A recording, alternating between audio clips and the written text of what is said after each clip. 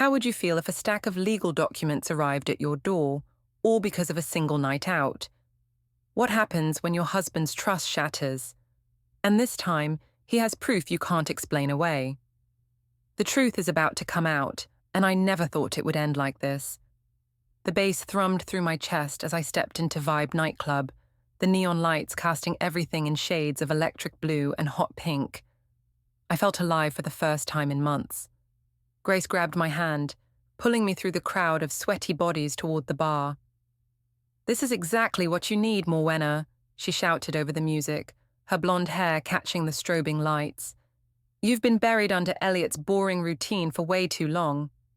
I nodded, trying to push down the familiar knot of guilt in my stomach. My phone buzzed in my clutch.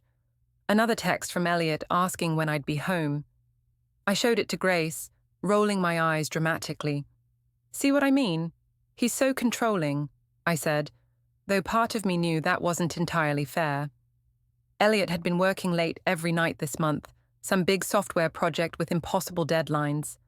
But still, couldn't a woman have one night to herself? "Ignore him," Grace said, ordering us both tequila shots.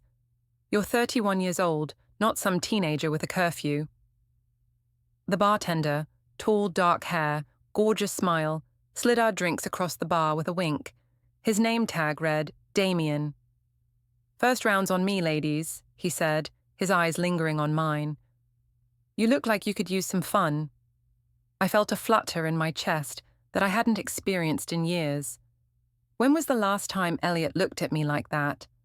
When was the last time he made me feel desirable instead of just there? "Thanks," I said, downing the shot and immediately feeling the burn. "I definitely need this." Grace was already pulling out her phone, snapping photos of us at the bar. "This is going straight to my story," she announced. "Show everyone what a real girl's night looks like."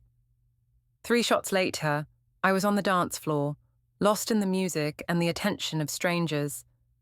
A guy with broad shoulders and confident hands placed them on my waist, and I didn't pull away. Another man pressed close behind me, and the sandwich of masculine attention made me feel powerful, wanted, alive. My phone buzzed again. "Elliot. Morwenna, please just let me know you're safe. Ava's asking where Mommy is." The mention of our 5-year-old daughter should have sobered me up, should have sent me running home. Instead, I felt a surge of resentment. Why did he always have to guilt me? Why couldn't he just handle bedtime for once? "He's such a buzzkill," I told Grace, showing her the message. "Always making me feel guilty for having any fun." "Typical man," she said, continuing to film everything. "They want us to be their personal maids, and then act shocked when we need to blow off steam." The stranger's hands moved lower on my hips, and I let them. The music pounded, the alcohol flowed, and for the first time in months, I felt like myself again. Not Elliot's wife, not Ava's mom, just Morwenna. Young, attractive, free. Damien appeared with another round of drinks, his fingers brushing mine as he handed me the glass. "You're even more beautiful when you smile," he said, leaning close enough that I could smell his cologne. "My husband doesn't seem to think so anymore," I heard myself saying, immediately regretting the admission. "His loss," Damien replied, his hand briefly touching my lower back. "Some men don't know what they have." Grace was filming everything, capturing my dancing, my laughter, the attention I was receiving. I saw her post to her Instagram story in real time, tagging me in every single one. "This is perfect content," she said. "You look amazing, so free and happy." I should have asked her to delete them. I should have thought about who might see them. But in that moment, fueled by alcohol and validation, I didn't care. Let Elliot see what he was missing. Let him see that other men found me attractive, desirable, worth their time and attention. The night blurred together. More drinks, more dancing, more hands on my body that weren't my husband's. Damien kept appearing with fresh cocktails, his flirting becoming bolder with each interaction. "You should come by more often," he said during one of our conversations, his hand resting on my thigh as I sat at the bar. "I'd love to see you again, Without your friend. I knew I should have moved his hand, should have mentioned my husband and daughter, should have established boundaries. Instead, I felt a thrill at his obvious interest. Maybe I will, I said, surprised by my own boldness. Grace was documenting everything, her phone constantly recording. You're like a whole different person tonight, she said. This is the real Morwenna, not that domestic housewife version. My phone had been buzzing all night, but I'd been ignoring it. Finally, around 2 a.m., I checked the notifications. 7 missed calls from Elliot, 12 text messages, and a voicemail that I was too drunk to listen to. The latest text simply read, "I'm worried, please come home." I should probably go, I told Grace reluctantly, the spell of the evening starting to break. Already? The night's just getting started, she protested, but helped me gather my things. Damien appeared as we were leaving, slipping me a piece of paper with his number. Call me, he said, his lips brushing my ear. I meant what I said about seeing you again. In the Uber home, Grace was still posting to her story, adding captions like, "Girls' night done right," and "Some people know how to have fun." She was tagging me in everything, and I was too exhausted to object. That was exactly what you needed, she said as we pulled up to my house. Elliot's going to see what he's been taking for granted. As I stumbled up the front walkway, I noticed Elliot's office light was still on. He was probably working again, just like every other night. The resentment flared back up. Here I was, coming home from the first fun night I'd had in months, and he was probably going to lecture me about responsibility and family obligations. I fumbled with my keys, trying to be quiet, but the alcohol made me clumsy. The door opened before I could get my key in the lock. Elliot stood there in his pajamas, his brown hair messy from running his hands through it, his eyes red with exhaustion and worry. "Thank God," he said, reaching for me. "I was so scared something happened to you." Instead of feeling guilty, I felt annoyed. "I'm fine, Elliot. I'm a grown woman. I can take care of myself." He stepped back, studying my face, my disheveled appearance, smelling the alcohol and cigarette smoke clinging to my clothes. "We need to talk," he said quietly. "Not tonight," I replied, pushing past him toward the stairs. "I'm tired." But as I climbed the stairs, I saw him pull out his phone, and something cold settled in my stomach. I paused on the landing, watching as he opened Instagram and began scrolling through Grace's stories. His face went completely still as he watched the videos of me dancing, laughing, letting strangers touch me in ways that no married woman should. I saw him screenshot several of them, his jaw clenched tight. "Elliot, I can explain," I started. He looked up at me, and I'd never seen his eyes so cold. "Can you? Because from where I'm standing, there's nothing to explain. I can see exactly what happened." I woke up with a pounding headache and the taste of regret in my mouth. The bed beside me was empty. Elliot's side hadn't been slept in. Sunlight streamed through the curtains, and I could hear Ava's cartoons playing downstairs. My phone showed 11:30 a.m., and a string of notifications I was afraid to check. The events of last night came flooding back in waves of nausea that had nothing to do with my hangover. I stumbled to the bathroom, catching sight of myself in the mirror. My makeup was smeared, my hair was a mess, and I still smelled like the club. But worse than my appearance was the memory of Elliot's face when he'd seen those videos. Downstairs, I found him in the kitchen making Ava breakfast, his movements mechanical and precise. He didn't look up when I entered. "Daddy, why didn't Mommy say goodnight last night?" Ava asked, her big brown eyes, so much like Elliot's, looking between us with confusion. "Mommy was out late with her friend, sweetheart," Elliot replied, his voice carefully neutral. "Eat your pancakes." I poured myself coffee with shaking hands, trying to think of how to start this conversation. The silence stretched between us like a chasm. "Elliot, about last night," I began. "Not in front of Ava," he said sharply, finally meeting my eyes. The coldness there made me flinch. My mother-in-law Linda chose that moment to arrive, letting herself in through the back door as she always did on Saturdays. She took one look at me, disheveled, hungover, guilty, and her lips pressed into a thin line. "Good morning, Linda," I said, trying to sound normal. She ignored me completely, going straight to Ava. "Hello, darling. Would you like to come to Grandma's house today? We could bake cookies and watch movies." "Can I, Daddy?" Ava asked excitedly. Elliot nodded. "That sounds perfect. Go pack your overnight bag." As soon as Ava ran upstairs, Linda turned to me with undisguised disgust. "I saw the videos, Morwenna. Grace tagged the whole family in her stories." My blood ran cold. "What do you mean, the whole family?" "Dylan, me, even some of Elliot's cousins. Everyone saw you making a fool of yourself, and more importantly, making a fool of my son." Elliot was loading the dishwasher with aggressive precision, each plate clattering against the others. "It wasn't what it looked like," I said weakly. Linda laughed bitterly. "Really? Because it looked like a married mother grinding against strangers in a nightclub while her husband was home taking care of their child." "You don't understand the pressure I've been under." "Pressure?" Linda's voice rose. "You work part-time at an office, while my son works 60-hour weeks to support this family."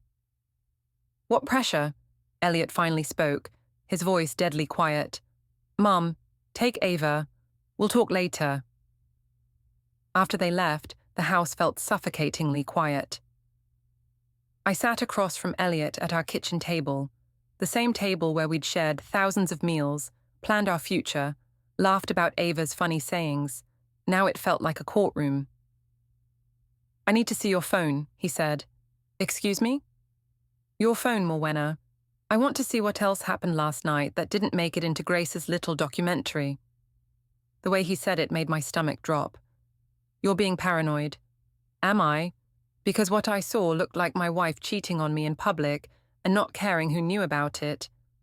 "I didn't cheat." The words came out too loud, too defensive. "I was just dancing." "With your ass pressed against some stranger's crotch while another guy had his hands all over you?"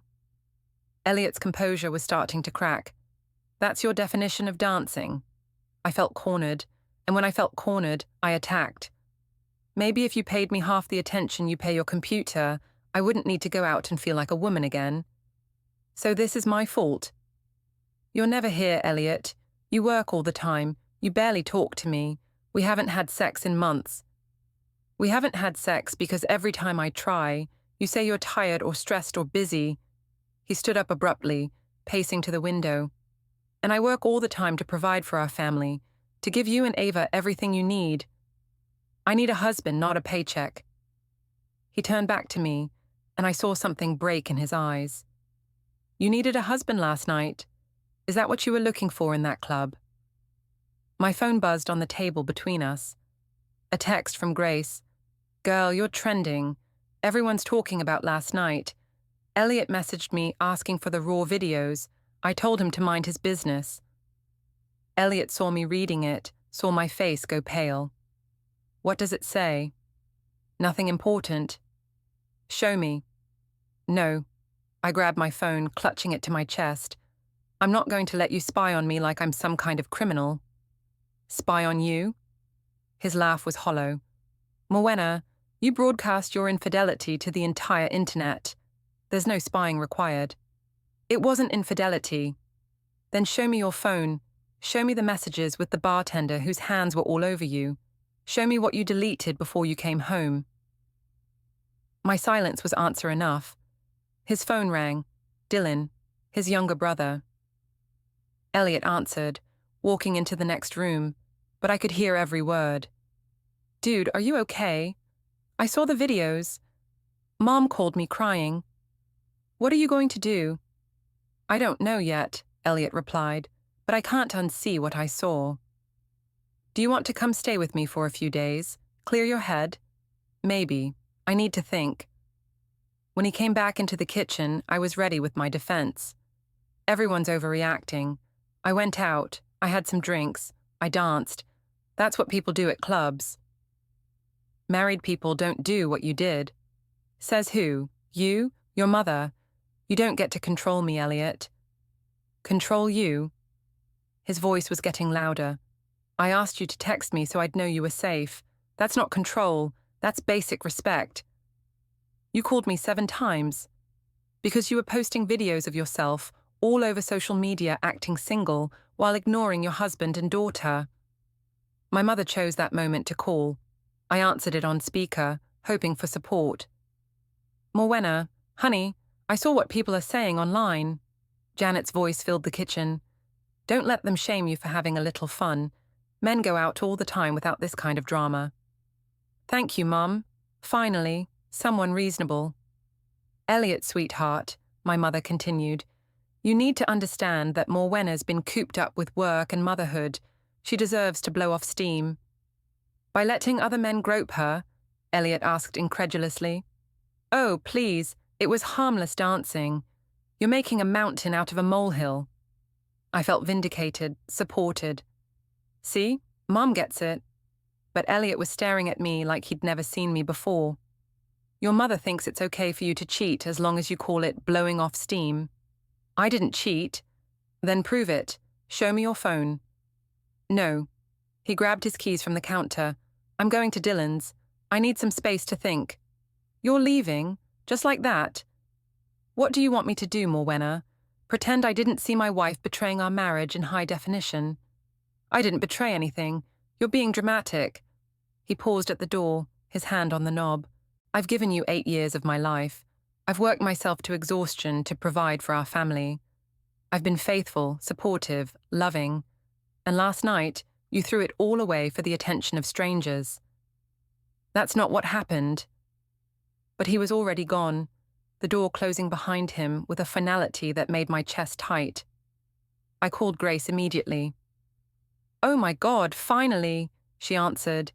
Everyone's talking about last night. You look so hot and free. Elliot saw the videos. He's furious. So, let him be mad. Maybe now he'll appreciate what he has. Grace, he left. He went to his brother's. Good. Let him cool off. He'll come crawling back once he realizes he's being ridiculous. But as I hung up and looked around our empty house, I wasn't so sure. Something in Elliot's eyes had been different this time. Not just angry or hurt, but resolved. My phone buzzed with a notification. Someone had shared Grace's story to their own account, adding commentary. This is someone's wife and mother. Disgusting. Then another share, and another. My night of freedom was becoming a public spectacle, and I was starting to realize that some things couldn't be taken back. Monday morning arrived with all the subtlety of a freight train. I'd spent Sunday alone, texting Elliot apologetically and getting no response. Ava had stayed at Linda's, and the house felt like a tomb.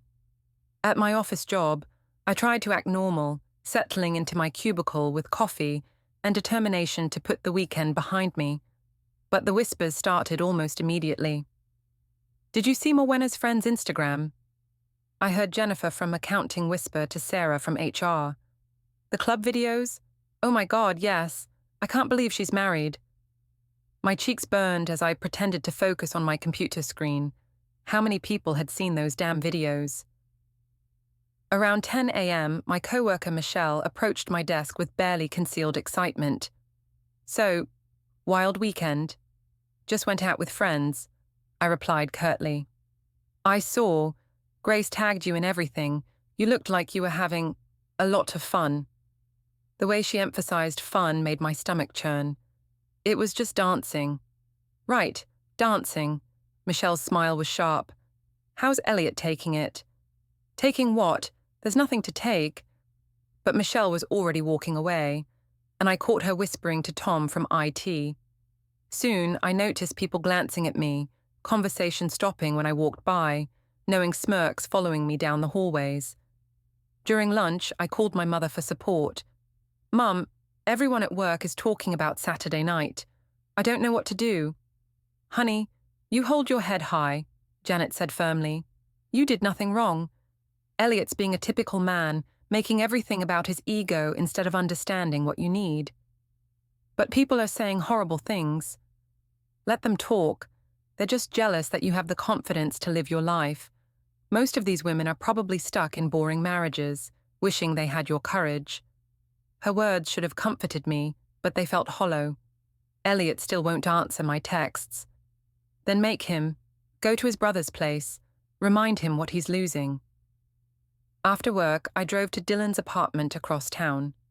Elliot's car was in the parking lot, which gave me hope. Dylan answered the door, his usual friendly demeanor noticeably cooler. "Hey, Morwenna. Is Elliot here? We need to talk." Dylan hesitated. "I don't think that's a good idea right now. He's my husband, Dylan. You can't keep him from me." "I'm not keeping him from anyone. He's processing." "Processing what? I went out with friends. Since when is that a crime?" Elliot appeared behind his brother, looking haggard. "It's okay, Dylan. Let her in." Dylan's apartment was small but tidy, and I could see Elliot had been sleeping on the couch, blankets folded neatly, his work laptop open on the coffee table. "You look terrible," I said, trying for levity. "I feel terrible." He sat across from me, maintaining distance. "I keep watching those videos, trying to understand how we got here." "We got here because you've been neglecting me for months, working all the time, barely talking to me, treating me like I'm invisible." "So you decided to become very visible to other men?" "I needed to feel attractive, desired, appreciated, things I don't feel at home anymore." Dylan emerged from the kitchen with coffee, setting it down without meeting my eyes. "I'm going to run some errands," he announced, grabbing his keys. Once we were alone, Elliot's composure cracked slightly. "Do you have any idea what this has done to me? To our family?" "It doesn't have to do anything. You're choosing to make this bigger than it is." "Bigger than it is?" He pulled out his phone, opening Instagram. "Grace posted 17 videos of you, Morwenna. 17. You're grinding against strangers, letting men touch you, laughing while some bartender has his hands all over you. My mother called me crying. My co-workers have seen it. Ava's teacher sent me a concerned email." My blood ran cold. Mrs. Peterson saw it. Apparently, some of the other parents shared it in their group chat, wondering if Ava was okay at home. The room spun slightly. I hadn't considered that my night out would affect Ava's school life, her reputation. "That's not fair," I whispered. "None of this is fair, Morwenna. But it's reality now." My phone buzzed, a text from Grace. "Emergency. Elliot messaged me again, asking for the unedited videos. He's also asking about Damien. Did you give him your number? What should I tell him?" I tried to hide my phone, but Elliot had seen my face change. "What is it now?" "Nothing." "Show me." "No." He stood up abruptly. "I can't do this anymore. Every conversation, every interaction, you're hiding something else." "I'm not hiding anything." "Then prove it. Show me your phone, show me your messages, show me what really happened that night." "I don't have to prove anything to you." "Actually, you do. You're my wife. We promised to be faithful, honest, committed to each other. You broke those promises, and now you won't even be honest about it." I felt trapped, cornered, desperate. "You want honesty? Fine." Yes, the bartender gave me his number. Yes, it felt good to have someone pay attention to me. Yes, I loved feeling desired again, but I didn't sleep with anyone. "You took another man's phone number while wearing my wedding ring." "It doesn't mean anything." "It means everything, Morwenna. It means you were open to cheating. It means you wanted to cheat. The only reason you didn't is because Grace was filming everything." The accusation hit too close to home. In the dark corner of my mind, I knew he was right. If Damien had asked me to leave with him, if Grace hadn't been there with her camera, would I have said no? "You don't know what you're talking about," I said weakly. "Don't I? Because I've been thinking about this all weekend. I've been thinking about how you didn't come home until 3 a.m., how you refused to show me your phone, how you immediately blamed me instead of apologizing, how you're still defending what you did instead of fighting for our marriage." Tears started flowing down my cheeks. "I am fighting for our marriage." "No, you're fighting to avoid consequences. There's a difference." My phone rang, my mother. "Answer it," Elliot said. "Put it on speaker. Let's see what advice she has now. With shaking hands, I answered, "Hi, Mom." "Morwenna, honey, I've been thinking. You need to put your foot down with Elliot. He's trying to control you, make you feel guilty for having a social life. Don't let him." "Mom," I glanced at Elliot's stony face. Men always overreact to these things because their egos are fragile. He'll get over it once he realizes he's being unreasonable. "Mrs. Penrose," Elliot spoke up, "this is Elliot. I'm here." A pause. "Oh, well, good. Maybe you can explain to me why you're punishing my daughter for having one night of fun." "Fun?" Elliot's voice was deadly calm. "Is that what you call a married woman letting strangers grope her while she collects phone numbers from other men? She was dancing. At a club, that's what people do. Married people don't do what she did." "Says who? You? Your controlling mother? Morwenna deserves better than this guilt trip." I watched Elliot's face harden further with each word from my mother. "You're right, Mrs. Penrose. Morwenna does deserve better. She deserves a husband who trusts her, and I deserve a wife I can trust. Right now, we don't have that." He stood up, grabbing his jacket. "I'm going back to Dylan's room. When you're ready to have an honest conversation, really honest, not this victim routine, let me know." After he left, my mother was still on the phone. "Don't let him bully you, honey. He's trying to make you feel guilty for living your life." But as I sat alone in Dylan's living room, surrounded by the wreckage of my marriage, I wasn't sure anymore who was right and who was wrong. All I knew was that everything was falling apart, and I didn't know how to stop it. By Wednesday, the tension had reached a breaking point. Elliot had agreed to come home to discuss things as a family, which meant Linda would be there too, since she was watching Ava. I'd taken the afternoon off work, where the whispers had only gotten worse. I arrived home to find Linda in my kitchen, cooking dinner like she owned the place. Ava was at the table doing homework, and Elliot sat across from her, helping with math problems. The scene was so domestic, so normal, that it made my chest ache. "Mommy!" Ava jumped up and hugged me. "Daddy's been staying at Uncle Dylan's. Are you and Daddy fighting?" "Just working through some grown-up stuff, sweetheart," I said, shooting a look at Linda's disapproving face. "Why don't you go play in your room for a bit?" Elliot suggested to Ava. "The adults need to talk." Once she was gone, Linda turned to face me, her arms crossed. "I hope you're here to apologize." "I'm here to talk to my husband, not you." "I'm part of this family too, and what you did affects all of us. Ava's been asking why Daddy looks so sad. My friends are calling me, asking if it's true that my daughter-in-law was making out with strangers at a club." "I wasn't making out with anyone." Elliot pulled out his phone, opening one of Grace's saved videos. "This is you with the bartender, Morwenna. His hands are on your ass, your arms are around his neck, your faces are inches apart. What would you call it?" Watching it now, sober and in the harsh light of day, I felt sick. It looked worse than I remembered, more intimate, more inappropriate. "It was just, the music was loud, we were talking." "You were talking?" Linda's voice dripped with sarcasm. "Is that what we're calling it?" My phone buzzed, a text from Grace. "Heads up, Elliot's been asking people about Damien. Someone told him you left with a phone number. Might want to get your story straight." Elliot saw me check my phone, saw my face pale. "Let me guess. Grace warning you about something else I found out." "What are you talking about?" "I talked to Marcus, the bouncer at Vibe. Nice guy. He remembered you from Saturday night. He also remembered you making out with the bartender in the back hallway around 2 a.m. My blood turned to ice. That didn't happen." "He has security footage, Morwenna." The room started spinning. I'd been so drunk, the night was such a blur, but now flashes were coming back. Damien pulling me aside, his mouth on mine, his hands roaming, the thrill of being wanted. "Oh my God," Linda whispered, seeing the truth written on my face. "You actually did it. You actually cheated."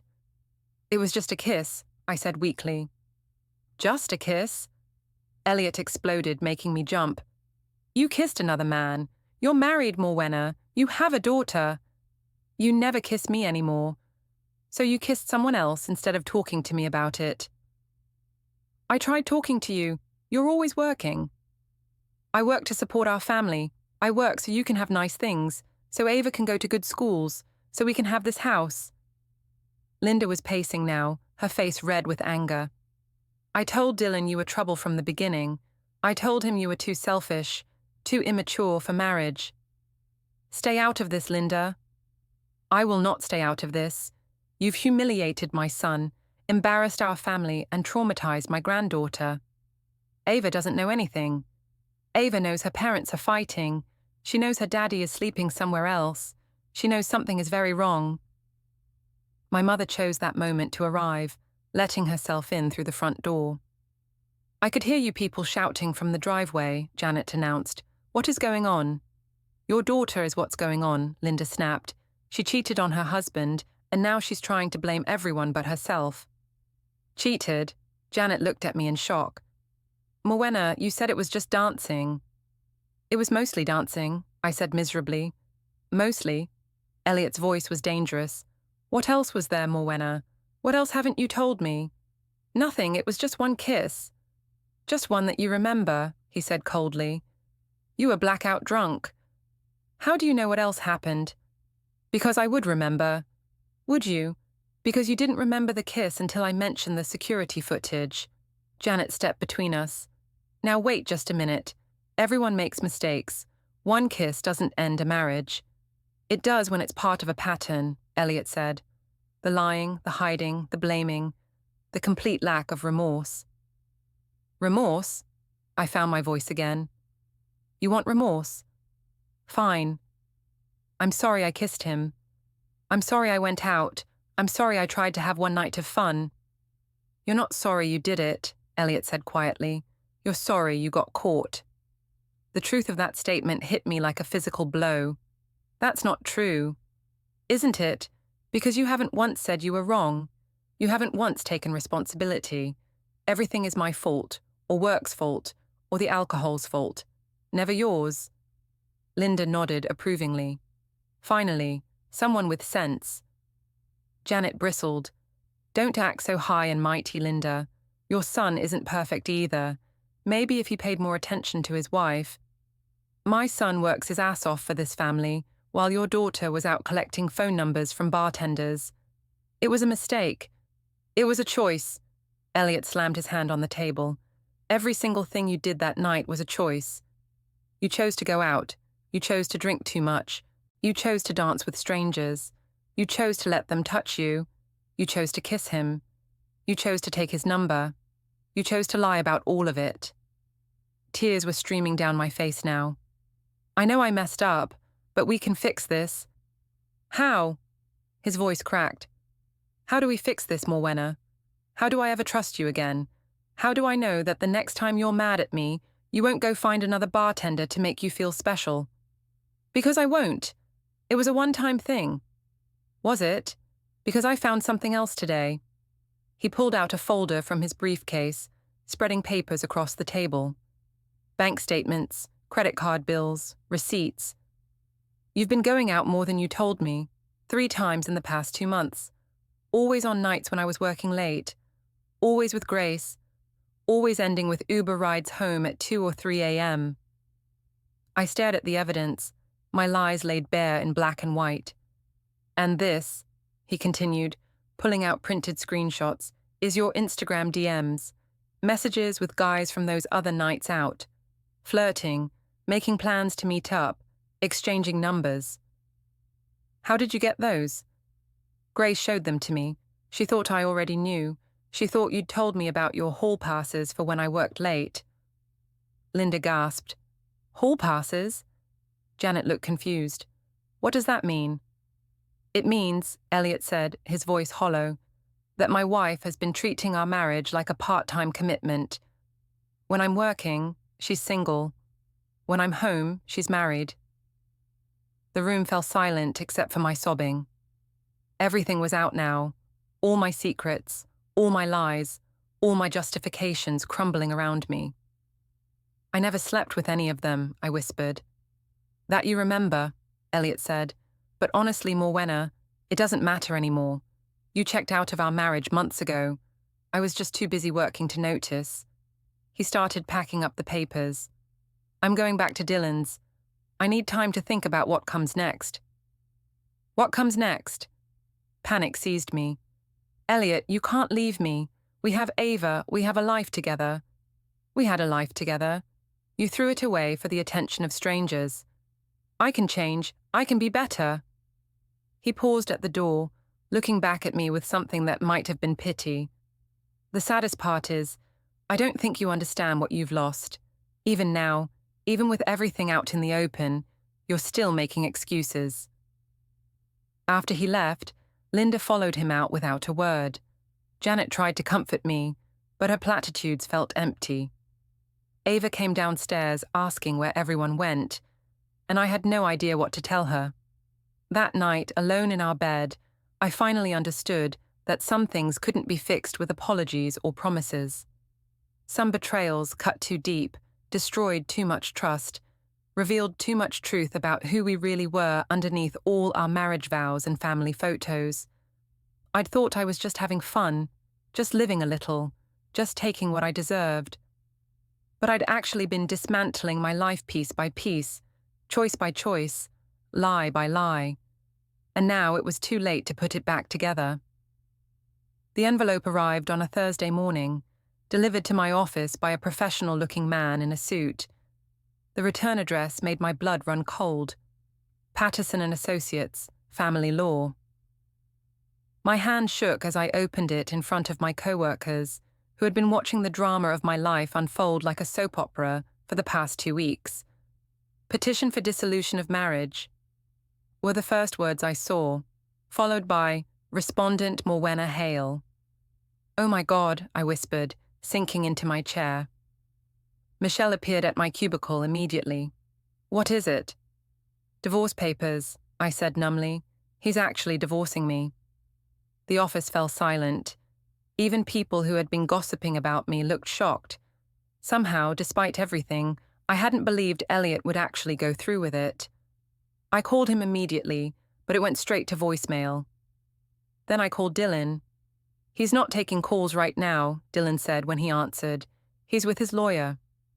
Dylan, please, I need to talk to him. This is insane. We can work this out. Morwenna. Dylan's voice was gentle but firm. He's done. I've never seen him like this. He's not angry anymore. He's just finished. But we have Ava. We have a family. He's asking for primary custody. The phone slipped from my hand, clattering to the floor. Primary custody. He wanted to take my daughter away from me. I left work early, driving straight to the law office listed on the papers. Maybe I could catch Elliot there, make him see reason. The receptionist told me Mr. Hale was in a meeting and couldn't be disturbed. I waited for 2 hours until finally, Elliot emerged with a tall woman in an expensive suit. His lawyer, I assumed. Elliot! I jumped up from the waiting room chair. We need to talk. He looked startled to see me, then resigned. Morwenna, what are you doing here? Fighting for my marriage. You can't just throw away 8 years because of one mistake. The lawyer, her nameplate read Sarah Patterson, stepped forward. Mrs. Hale, I'm going to advise you to retain your own counsel before having any conversations about the divorce proceedings. I don't want divorce proceedings. I want my husband back. Elliot's face was stone. It's too late for that. No, it's not. We can go to counseling. We can work through this. We could have worked through it if you'd been honest from the beginning, but you lied, and you're still lying. I'm not lying about anything. He pulled out his phone, showing me a screenshot of a text conversation. My heart stopped when I recognized Damien's number. You've been texting him, Elliot said quietly. The bartender. You've been texting him since that night. I had been texting Damien, but only to tell him I was married, that it was a mistake. But looking at the messages out of context, I could see how they might look suspicious. It's not what you think. It never is with you. He turned to his lawyer. We're done here. Elliot, wait. I followed them toward the elevator. You can't take Ava from me. I'm not taking her from you. I'm protecting her from the chaos you've brought into our lives. I'm her mother, and I'm her father. A father who's been home every night while you were out collecting phone numbers from strangers.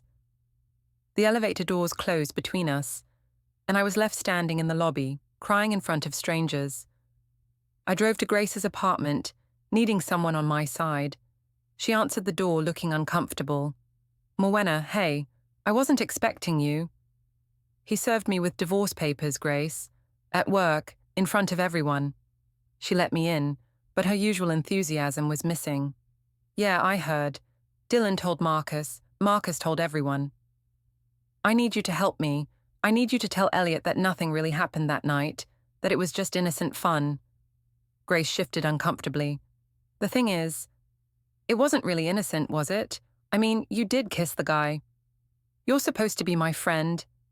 I am your friend, but Morwenna, I can't lie for you, not about this. You encouraged me. You said I deserved to have fun. I didn't tell you to make out with the bartender. I didn't tell you to take his number. I stared at her in shock. You're abandoning me too. I'm not abandoning you, but I'm not going to lie to help you keep a marriage you clearly don't want. I do want it. Do you? Because you've been complaining about Elliot for months. You've been flirting with guys, going out without him, acting single. Maybe this is for the best. I left Grace's apartment feeling more alone than ever. Even my best friend thought I was in the wrong. At home, I found Linda packing Ava's clothes. What are you doing? Ava's coming to stay with me while you and Elliot sort this out, Linda said without looking at me. The child doesn't need to be in the middle of this mess. You can't take my daughter. I'm not taking her. Elliot asked me to watch her, and I agreed. She needs stability right now. I'm stable. Linda finally looked at me, her eyes cold. Are you? Because from where I'm standing, you're the reason this family is falling apart. Grandma Linda, Ava appeared in the doorway. Are you taking me to your house? Just for a little while, sweetheart, while Mommy and Daddy work some things out. Are you getting divorced like Emma's parents? The innocent question hit me like a punch to the gut. No, baby, we're just figuring some things out. But even as I said it, I knew it was a lie. The legal papers in my purse, the coldness in Elliot's eyes, the way everyone was choosing sides, and none of them were choosing mine. That evening, alone in the house that suddenly felt too big and too empty, I called my mother. Mom, he's really doing it. He's divorcing me and trying to take Ava. Then you fight back, honey. You get yourself a lawyer, and you fight dirty if you have to. Fight with what? He has evidence of everything, the videos, the texts, the kiss. So what? Men cheat all the time and keep their families. One kiss doesn't make you an unfit mother. But even as my mother said the words, I knew they weren't true. It wasn't one kiss. It was months of lies, of emotional affairs, of checking out of my marriage while Elliot worked to support us. It was a pattern of selfishness and betrayal that I'd justified to myself but couldn't justify to anyone else. The next morning, I woke up to find Elliot in the kitchen, packing more of his belongings. You came back, I said hopefully. Just getting some things. I'm moving into my own apartment next week. Elliot, please, don't do this. We can fix this. He paused, holding a photo of our wedding day. Do you remember what you promised me that day? Of course. Tell me. To love, honor, and cherish you. For better or worse, in sickness and in health, forsaking all others. The last phrase hung in the air between us. I know I messed up. You didn't mess up, Morwenna. You made choices, dozens of them, and every single choice led you away from our marriage and toward other men. It was just attention. It didn't mean anything. It meant everything. It meant that when our marriage got hard, instead of fighting for it, you looked for an escape. It meant that you valued the opinions of strangers more than the feelings of your husband. It meant that our vows were just words to you. I was crying again, but this time he didn't comfort me. I loved you, he said quietly. I would have done anything for you, for our family. But I can't compete with every bartender, every guy at every club, every source of validation you need that isn't me. You don't have to compete with anyone, don't I? Because the next time I work late, the next time we have a fight, the next time you feel neglected or unappreciated, what's to stop you from going out and finding someone else to make you feel special? I had no answer, because we both knew he was right. I'll always be Ava's father, he said, packing the last of his things, but I can't be your husband anymore. After he left, I sat in our empty house and finally understood that some bridges, once burned, can never be rebuilt.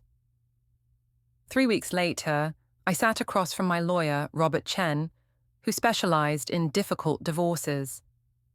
Mrs. Hale, I'll be honest, your husband has built a strong case. The social media evidence, witness statements, the pattern of deceptive behavior.